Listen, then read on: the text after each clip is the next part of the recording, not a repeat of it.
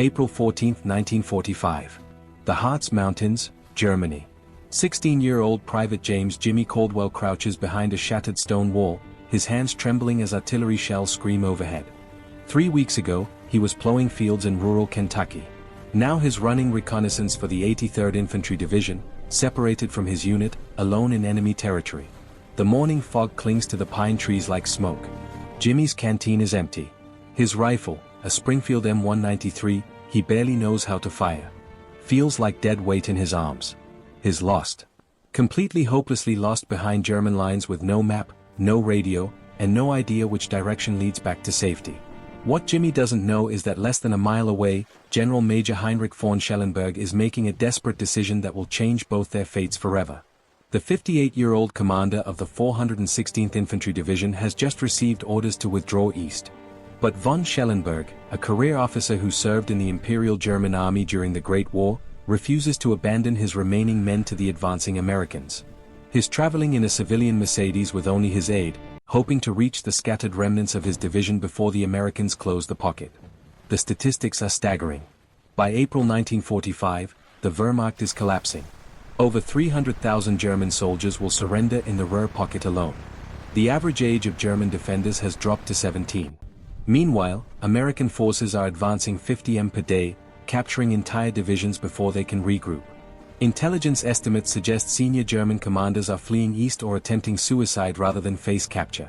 But Jimmy Caldwell knows none of this. He only knows he's cold, terrified, and certain he's going to die in these godforsaken mountains. The Army recruitment sergeant in Louisville never asked too many questions when Jimmy showed him a forged birth certificate, claiming he was 18. At 5 feet 9 inches and 160 pounds. With a deep voice and desperate determination, Jimmy looked old enough. His father had died at Pearl Harbor. His mother couldn't afford to keep the farm running alone. Jimmy did what thousands of other American boys did in 1944. He lied about his age and went to war.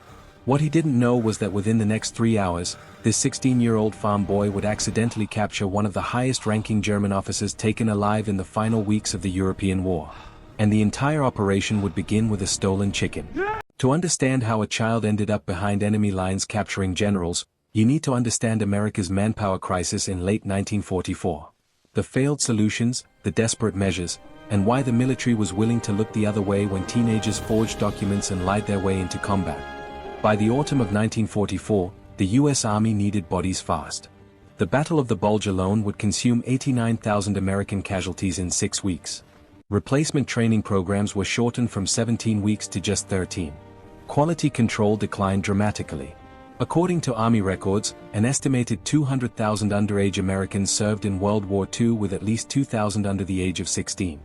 The military's official stance was zero tolerance for fraudulent enlistment. The reality on the ground was entirely different. Recruitment sergeants faced quotas. Local draft boards looked the other way. Training officers desperate for warm bodies to fill depleted companies ignored obvious discrepancies in paperwork.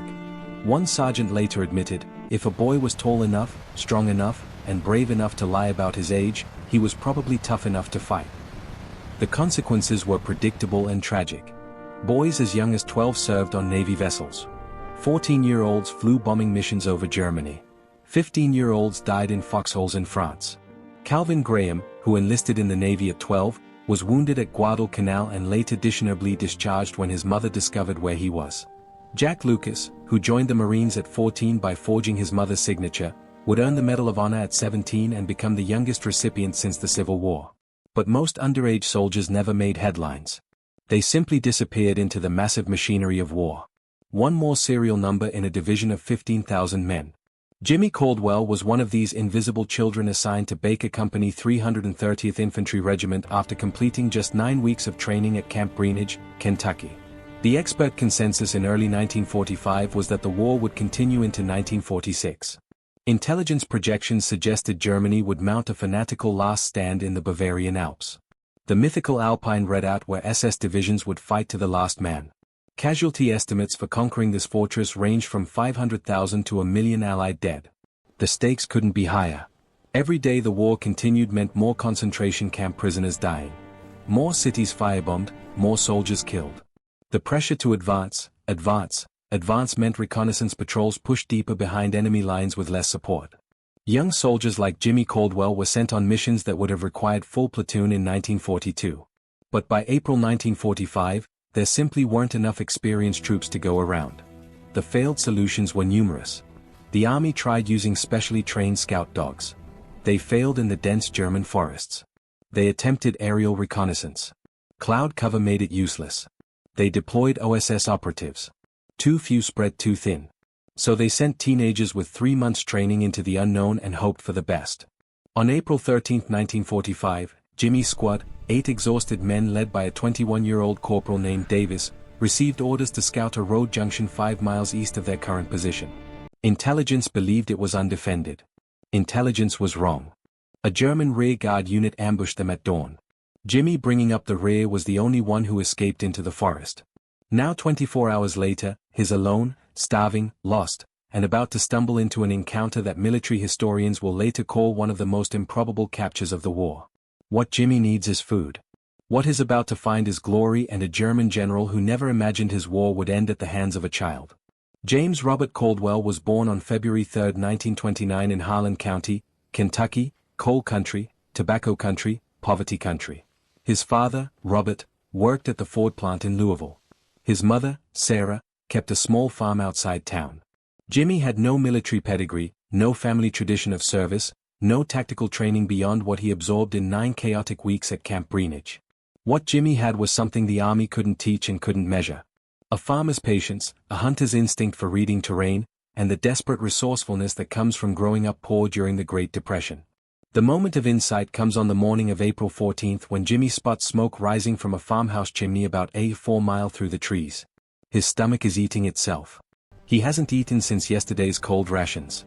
The Army Survival Manual says to avoid civilian contact behind enemy lines, but the manual was written by officers who'd never gone 36 hours without food while running for their lives through enemy territory. Jimmy makes a decision. He'll approach the farmhouse, find food, and try to determine where the hell he actually is. He strips off his helmet, too obviously American, and buries it under leaves. He rolls up his uniform sleeves to hide the insignia.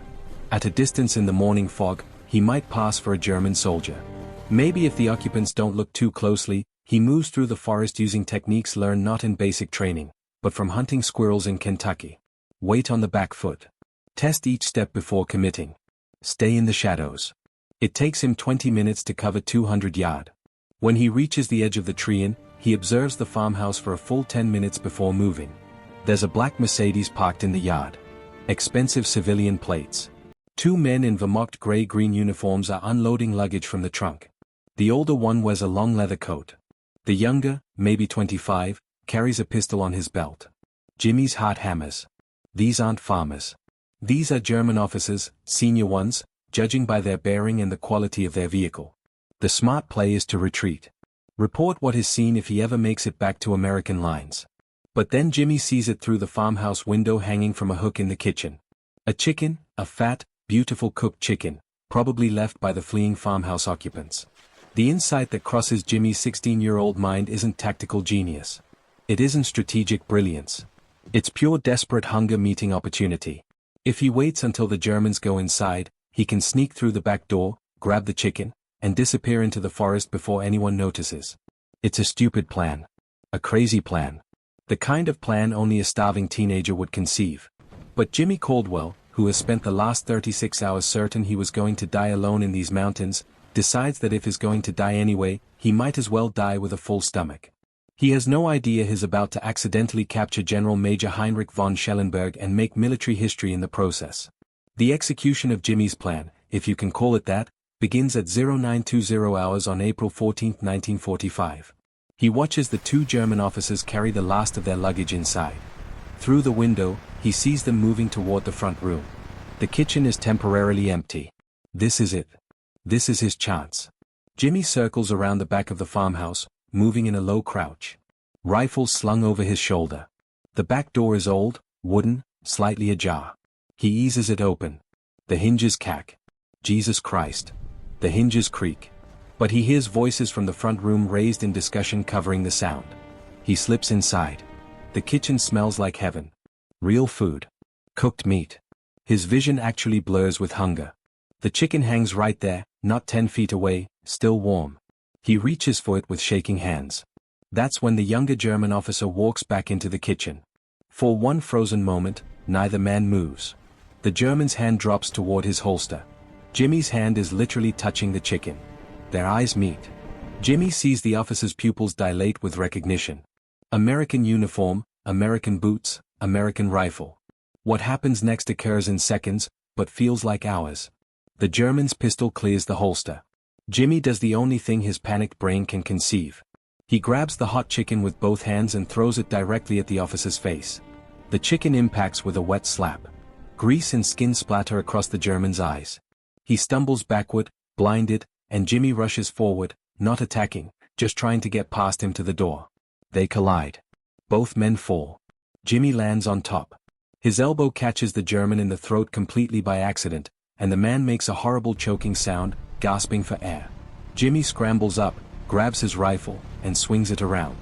The German is on his hands and knees, coughing, chicken grease dripping down his face. Tears streaming from his eyes. Jimmy points the rifle at him, hands shaking so badly he can barely keep the barrel steady. "Don't move," Jimmy shouts in English, then remembering one of the 3 German phrases from his training. "And ho, hands up." The German slowly raises his hands, still coughing, looking at Jimmy with an expression somewhere between shock and humiliation. He's been disarmed with a chicken by a child. That's when the older officer appears in the kitchen doorway. General Major Heinrich von Schellenberg, wearing his long leather coat and decades of military bearing, stops cold when he sees the scene. His aide on the floor covered in chicken grease, hands raised. "A boy." And von Schellenberg can immediately see this is just a boy pointing a rifle with the wide-eyed terror of someone who has no idea what he's doing. "Got him," von Schellenberg says quietly. "God in heaven." Jimmy swings the rifle toward him.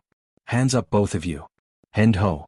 Von Schellenberg, who commanded a regiment at Verdun in 1916, who received the Iron Cross First Class from the Kaiser himself, who has fought in 2 world wars and commanded thousands of men, slowly raises his hands above his head. He's being captured by a child with a chicken.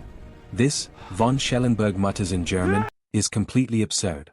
For the next 45 minutes, Jimmy Caldwell holds 2 German officers at gunpoint in a farmhouse kitchen while having absolutely no idea what to do next. His plan, such as it was, ended at get chicken.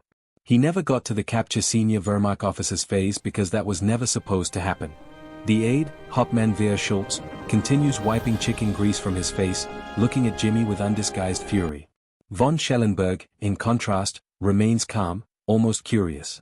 He studies this American boy soldier with the analytical eye of a career military officer. "How old are you?" Von Schellenberg asks in perfect Oxford-accented English. Jimmy, surprised the German speaks English, blurts out 18. Von Schellenberg's eyebrow rises. "Try again." 16. The admission escapes before Jimmy can stop it. The general nods slowly. "And you are alone." Jimmy desperately wants to lie. To claim his entire platoon is surrounding the house, but something about the old man's steady gaze makes deception impossible. "Yes, sir." "My gut," Schultz mutters. "We're being captured by a baby who doesn't even know where his own army is." Von Schellenberg shoots his aide a sharp look, then turns back to Jimmy. "What is your plan, young man?" Jimmy's plan, formulated in real-time panic, is to march them both west until they run into American lines. Assuming he can figure out which direction is west, he uses the Mercedes compass, orders both Germans to walk ahead of him, and they begin a surreal trek through the German countryside. They walk for 2 hours. Von Schellenberg sets a measured pace, occasionally pointing out easier paths. Schultz mutters continuous complaints in German. Jimmy, carrying his rifle at the ready, tries to project confidence he absolutely doesn't feel. They pass through abandoned German positions, avoid one patrol in the distance, and cross a stream using a fallen log. At 14:30 hours they crest a hill and Jimmy sees the most beautiful sight of his life. American tanks. A column of Shermans from the 83 Road Division's armored elements advancing east. He nearly weeps with relief. What happens next, however, is where things get complicated. Jimmy marches his prisoners down the hill toward the American lines. Sentries challenge them. Jimmy shouts his identification. Soldiers stare in disbelief as this mud-covered, exhausted teenage private emerges from the forest with 2 German officers in tow. They are brought to the battalion command post. Major Robert Thornton, the battalion executive officer, conducts the initial interrogation. When Schultz reveals von Schellenberg's rank and identity, the room erupts. "This is General Major von Schellenberg, Thornton's voice rises with incredulity. Of the 416th Division. Yes, sir, Jimmy confirms. And you captured him alone behind German lines. Yes, sir, with a chicken, sir.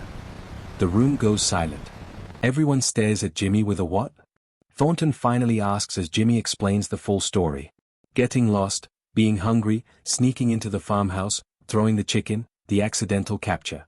Faces around the room shift from skepticism to amazement to barely suppressed laughter. A lieutenant actually has to leave the room to keep from laughing out loud. But Captain David Morrison, the intelligence officer, isn't laughing. He's examining Jimmy's personnel file, and what he's discovered makes his face go pale. He pulls Major Thornton aside, speaks quietly. Thornton's expression darkens. He turns to Jimmy. Private Caldwell, how old did you say you were when you enlisted? The jig is up. Jimmy knows it. 16, sir. I lied about my age. If you're finding this story as unbelievable as those officers did, consider subscribing. We research and present the most incredible true stories from military history. Stories of ordinary people doing extraordinary things. Hit that subscribe button and ring the bell so you never miss an episode. Now, back to Jimmy's predicament. The room erupts again, but this time with anger. Thornton turns on the recruiting officer liaison. This child fought in combat. He's been behind enemy lines for 2 days. Who the hell let him enlist? Morrison is already radioing division headquarters. The situation is unprecedented. An underage soldier, technically an illegal combatant under military law, has captured a German general. If word gets out, it will expose the systematic failure of recruitment controls across the entire army. It could trigger congressional investigations. Heads will roll. Thornton turns to Jimmy. Son, you might have just caused more trouble than that general ever did. Von Schellenberg, observing this chaos from his guarded corner, allows himself a small smile. The Americans, he murmurs to Schultz, are arguing about paperwork while their child soldier captured us with poultry. This war is truly over. The bureaucratic storm that follows Jimmy Caldwell's accidental capture of a German general reveals a military machine struggling with its own contradictions. For 3 days, Jimmy is held in a command post tent while officers debate what to do with him. The problem isn't just that he's underage. It's that his heroic capture exposes a system-wide failure that commanders desperately want to keep quiet. Division Intelligence Officer Colonel James Harrington arrives to personally interrogate von Schellenberg. The general proves to be an intelligence gold mine. He provides detailed information on German defensive positions, the condition of Wehrmacht units in the Harz Mountains, and most critically the locations where senior German commanders are attempting to establish new defensive lines. The 416th Division, he reveals, has effectively ceased to exist as a fighting force. The strategic value of this intelligence is immediately apparent. Using von Schellenberg's information, the 83rd Division redirects its advance, captures 3 additional German battalion commanders in 48 hours, and hastens the collapse of German resistance in the sector. Lives are saved, the advance accelerates, all because a 16-year-old farm boy wanted a chicken. Colonel Harrington files his report. The capture of General Major von Schellenberg by Private Caldwell, while unorthodox in execution, has provided intelligence value exceeding that of the previous month's reconnaissance operations combined. Recommend appropriate recognition. But there's a problem. How do you award a medal to a soldier who shouldn't have been in uniform in the first place? The solution comes from an unexpected source. Von Schellenberg himself. During his interrogation, the German general makes a formal statement. I have served in 2 world wars. I have surrendered to that boy not because he overpowered me. A chicken is not a weapon of war, but because in that moment I saw the essential absurdity of continuing this fight. Germany has lost. The war is over in all but name. That child's presence on the battlefield, alone and terrified, but still functioning as a soldier, demonstrated to me what we have become. We are sending children to die for a cause already lost. My surrender was not cowardice. It was recognition of reality. This statement, translated and filed in official records, provides cover for what happens next. General Alexander Bowling, commanding the 83rd Division, makes a calculated decision. He cannot officially commend Jimmy for capturing von Schellenberg while acknowledging Jimmy shouldn't have been there, but he can create a narrative that serves everyone's interests. On April 20, 1945, Jimmy is awarded the Bronze Star, not for capturing a general, but for exceptional courage under fire while conducting reconnaissance operations behind enemy lines. The citation carefully avoids mentioning his age or the circumstances of von Schellenberg's capture. The medal ceremony is low-key, attended only by company officers. But soldiers talk. Word spreads through the division. Within days, everyone knows the real story. That teenage private captured a German general with a chicken. Jimmy becomes a legend. Soldiers who meet him want to shake his hand. He's invited to poker games. Men twice his age call him General Jimmy as a term of affection and respect. The validation comes not from medals or official recognition, but from his fellow soldiers, from men who understand what it means to be lost behind enemy lines, terrified and alone, and still find a way to complete the mission, even if the mission was just finding food. On April 25, 1945, Jimmy's company commander, Captain Robert Hayes, receives him in his tent. Hayes is 26, a veteran of campaigns from Normandy to the Ruhr. He speaks bluntly. "Caldwell, I've been authorized to send you home. Your real age is in your file now. You've done your part. The war is almost over anyway. You can go home a hero." Jimmy, who has spent the last 2 weeks expecting exactly this, surprises himself with his answer. "I'd like to stay, sir, if that's allowed." Hayes studies him. Why? Because Jimmy struggles to articulate something he barely understands himself. "Because I lied to get here. I lied about my age. I shouldn't be here. But I am here. And if I leave now, it feels like all of it. Getting lost. Being scared. Capturing that general. It feels like it was just an accident. Just luck. I want to finish what I started the right way." Hayes is quiet for a long moment. Then he nods. "Against my better judgment and with the unofficial approval of people way above my pay grade who don't want the publicity of sending you home, you can stay. But you're staying back with supply trains. No more frontline duty. That's non-negotiable." "Yes, sir." "Thank you, sir." For the final 3 weeks of the European War, Jimmy serves with the division supply company. He drives trucks. He helps distribute rations. It's unglamorous work, but he does it alongside men who know his story and respect him for it. On May 8, 1945, when Germany surrenders, he's in a supply depot outside Leipzig, helping unload medical supplies. Before we continue to Jimmy's post-war story, I want to thank you for watching. These deeply researched stories take significant time to produce. If you appreciate this level of historical detail and want to support the channel, please hit the like button and consider sharing this video. It helps more than you might think. Now, let's see what happened to Jimmy after the guns fell silent. The impact assessment comes from post-war military analysis. The intelligence provided by von Schellenberg led to the capture of approximately 2,400 additional German soldiers who might otherwise have fought to the death or escaped east to continue resistance. Casualty estimates suggest that the accelerated advance in the 83rd Division sector saved between 300 and 500 American lives. One of those lives belonged to Corporal Thomas Mackenzie of Charlie Company. 40 years later, at a veterans reunion, Mackenzie sought out Jimmy specifically to tell him, "The day you captured that general, my company was supposed to advance into a position he told intelligence about it was a kill zone. We would have been slaughtered. Instead, we bypassed it. Because of you, I went home to my wife and kids. Because of you, I got to have a life." Jimmy, who never felt like a hero, who always believed his capture of von Schellenberg was just blind luck and circumstance, breaks down crying when he hears this. He's 65 years old, standing in a VFW hall in Kentucky, finally understanding that his 16-year-old self's desperate hunger and accidental courage actually mattered. Von Schellenberg, interviewed by British historians in 1957, offered his own assessment. "That boy taught me more about the nature of modern warfare than any tactical manual. Wars are not won by professional soldiers following carefully laid plans. They are won by ordinary people doing extraordinary things in impossible circumstances. I surrendered to the inevitable that day, not to the boy, but to the future he represented." James Caldwell returned to Kentucky in November 1945, 7 months after VE Day, wearing his Bronze Star and carrying memories that would haunt him for the rest of his life. He was 17 years old. He'd been in combat for 3 months, spent 2 days behind enemy lines, and accidentally captured a German general with a chicken. He had nightmares about the ambush that killed his squad for 40 years. In the official records, his capture of von Schellenberg merits exactly 3 sentences in the 83rd Infantry Division's after-action report for April 1945.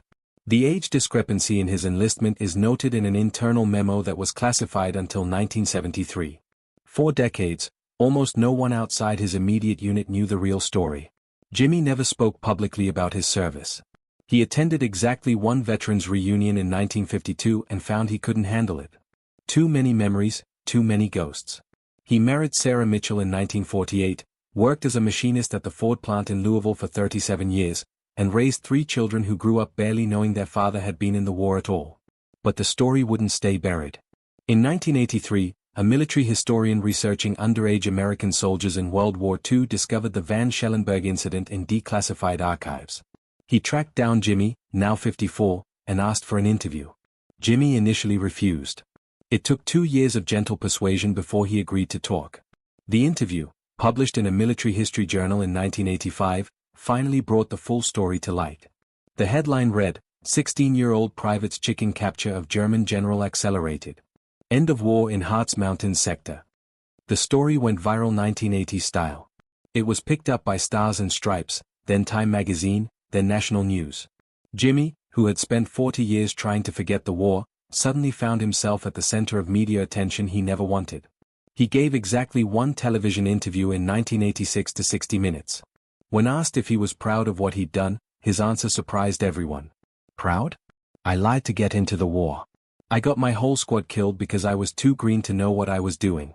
I captured that general by accident because I was hungry and stupid and lucky. The only thing I'm proud of is that I tried to do the right thing after I'd already done the wrong thing. That's all any of us can do. Heinrich von Schellenberg died in 1979 in Hamburg, Germany, having spent the post-war years working as a technical translator. In his personal papers discovered after his death, he'd written about his surrender. The American boy soldier who captured me represented everything the Third Reich had destroyed. Innocence, hope, the future.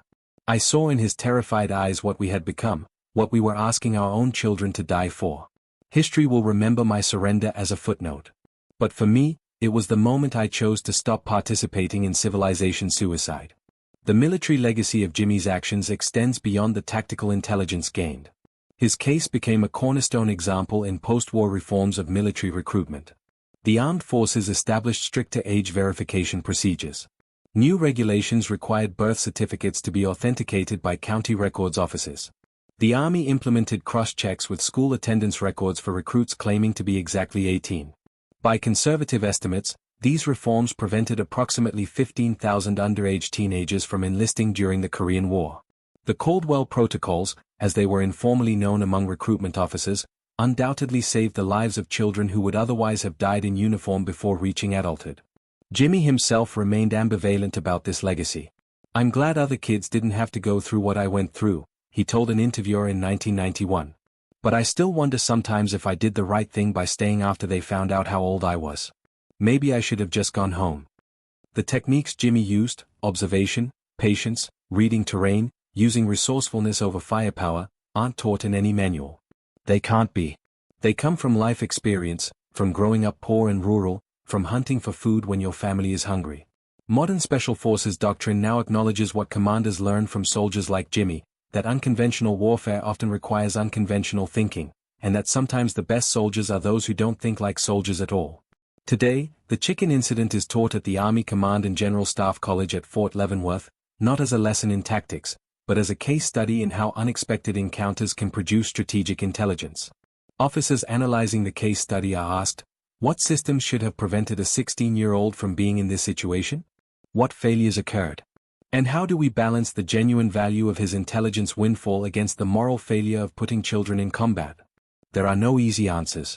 James Robert Caldwell died on November 3, 2006 at age 77, surrounded by his family in Louisville, Kentucky.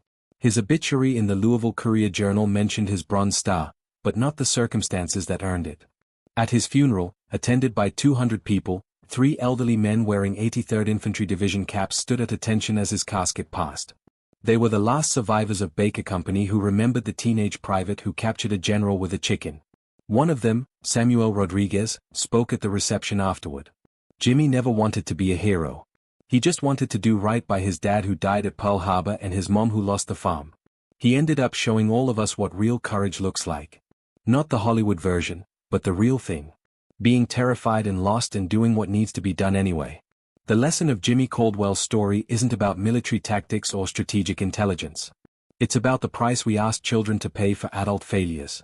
It's about how broken systems, inadequate recruitment, screening, desperate manpower needs, social pressure to serve can put 16-year-olds behind enemy lines with 9 weeks of training. And it's about how even in the midst of that systemic failure, individual courage and basic human decency can still produce something valuable. Jimmy lied about his age to serve his country. His country sent him to die. He survived through luck, hunger and an absurd encounter with poultry. The general he captured provided intelligence that saved lives, but none of that changes the fundamental truth. He was a child in a war zone, and no amount of medals or historical footnotes can make that right. In his final interview before his death, Jimmy was asked what he wanted people to remember about his story. His answer was simple. Don't let it happen again. Don't send kids to war. We called ourselves the greatest generation. But the greatest thing we could have done was not needed at all. Remember that.